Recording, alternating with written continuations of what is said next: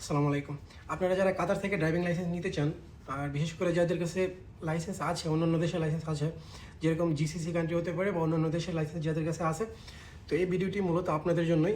যে এই ভিডিওতে আমি A to Z সব কিছু গাইডলাইন দিব যে আপনারা কাতার থেকে কীভাবে লাইসেন্স নিতে পারবেন, স্টেপ বাই স্টেপ আমি সব কিছুই বলবো। তো সব কিছু জানার জন্য আপনারা ফুল ভিডিওটা অবশ্যই দেখবেন, আর ভিডিওটি ভালো লাগলে সাবস্ক্রাইব করে পাশে থাকবেন।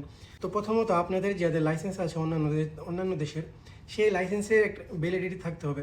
এই লাইসেন্সটা ভ্যালিড থাকতে হবে, যেমন এটা একটা এক্সপায়ারি ডেট আছে, ওই ডেটটা এক্সপায়ার হলে হবে না, এক্সপায়ার ছাড়া থাকতে হবে।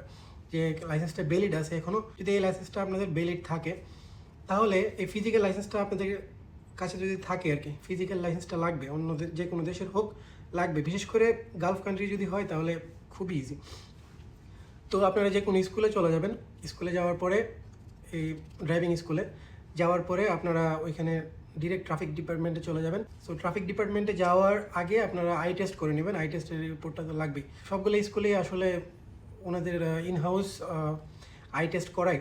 তো স্কুলে একটু আর্লি চলে গেলে তো এখানে আপনারা টাইমিং দেখে যাবেন যে কয়টা থেকে কয়টা পর্যন্ত আই টেস্ট করায়।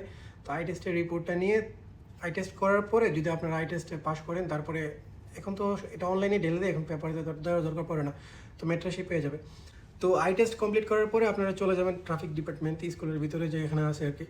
তো যাওয়ার পরে ওইখানে আপনারা টোকেন নেবেন, নেওয়ার পরে ওইখানে আপনাদেরকে 50 রিয়াল রেখে আপনাদেরকে অ্যাডমিট করবে। করার পরে আপনার থিওরি টেস্টের যে ডেটটা আপনাদেরকে দিবে আর কি, যারা সিগন্যাল টেস্ট বলি আমরা, কম্পিউটার টেস্ট। তো কম্পিউটার টেস্টের জন্য যদি আপনি অ্যাপ্লিকেশন নেন ওইখান থেকে, তাহলে 350 রিয়াল পে করতে হবে অ্যাপ্লিকেশনের জন্য। করার পরে যে ডেট আপনাকে দিবে, ওই আপনারা ওই যে অ্যাপ্লিকেশনটা আপনাদেরকে দিবে, তো ওইটাতে আপনারা প্র্যাকটিস করবেন। করার পরে ল্যাঙ্গুয়েজটা সিলেক্ট করবেন। আমি সাজেস্ট করি যারা ইংলিশ বুঝেন তাহলে ইংলিশে নেন, কারণ ইংলিশে নিলে মানে এটা হুবহু আসে আর কি। আর অন্যান্য ল্যাঙ্গুয়েজ যেহেতু ট্রান্সলেটেড হয়, একটুখানি মানে এদিক সেদিক আপনারা বুঝতে একটু সমস্যা হয়। তো তারপরে আপনারা কম্পিউটার টেস্টের যে ডেট পড়বে ওই ডেটে গিয়ে কম্পিউটার টেস্ট দিবেন। দেওয়ার পরে যদি পাস করেন, আলহামদুলিল্লাহ, পাস করার পরে আপনারা এই আবার যাবেন ট্রাফিক ডিপার্টমেন্টে। যাওয়ার পরে ওইখানে আপনারা ডিরেক্ট টেস্টের ডেট নিতে যাবেন আর কি। তো যাওয়ার পরে আবার ওইখান থেকে আপনাদেরকে একটা ডেট দিয়ে দেবে, এই রোড টেস্টের ডেট। তো রোড টেস্টের ডেটের দিন আপনারা আবার যাবেন। যাওয়ার পরে মূলত 6টা বাজেই দেয় সকালে, তো একটু আগে চলে যাবেন।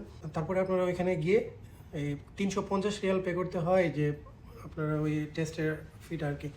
তো 350 রিয়াল পে করবেন, করার পরে আপনাদের টেস্ট হবে।